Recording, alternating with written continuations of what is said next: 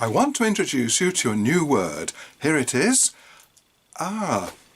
But is that a new word, or is it just a jumble of letters to you? Oh, you don't even know how to pronounce it. Is it Ardaka? Ardaka? Ardakar? No, none of those. The nearest I can get to it is Adaka. It's a Fanti word from Ghana in West Africa. Ah, but Fanti is a tonal language, and you don't say it flat. You've got to say low, high, low. I'm not musical. Very difficult for me. It's something like Adaka, something like that, and I'm sorry it's wrong. Ah, have you got it as a word now? Not really, because we've still missed out the most important thing about a word, and that's its meaning. What does Adaka mean? It means box. Oh, hang on a minute. Translating is really complicated, because when I say box, do I mean like box in a boxing ring?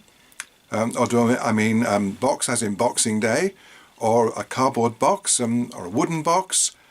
Well, I don't know quite how much of the Fanti word Adaka corresponds to the English word box.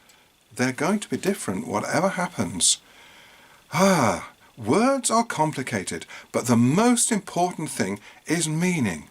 And how do we convey that meaning to the children and adults that we're teaching?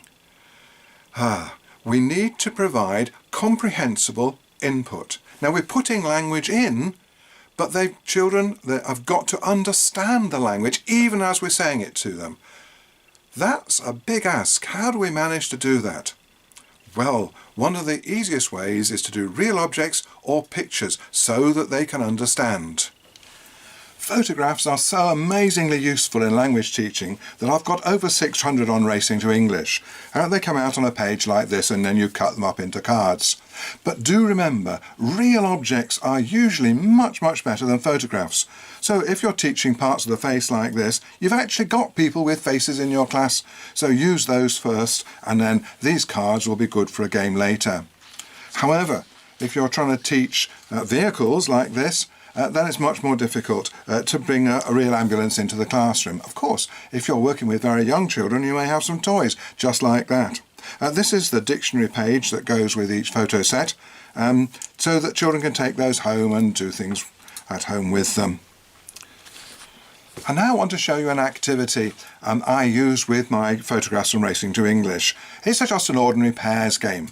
Now, usually you play a pairs game like this. You turn over 2 cards, and if they match, you take them. If they don't, you turn them over again. The problem with that is that you spend most of the time looking at the backs of cards and not thinking. That doesn't work for me.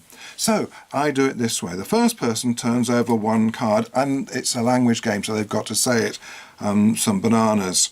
Then the second person here turns over a card and must read the word apples. And the third person turns over, you turn over 1 card and leave it face up. Leave it face up. The third person, that's you, turns over a card and says oranges. And the fourth person turns over a card and says cherries. Nobody's matched yet.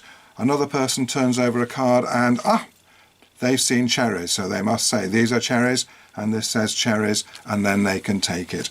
So what you've got now are cards that are face up, so people can see it and think about it while they're playing the game. So they're thinking, what's the English word for this? What does that say? And so on. So that's just a simple little twist to a pairs game, but it works so much better than the old way. So have a go either with some of my pictures or some of your own. It's an easy game to make and a fantastic game to play, lots of repetition, and we've got comprehensible input because the children can see the photographs. Don't forget your comprehensible input.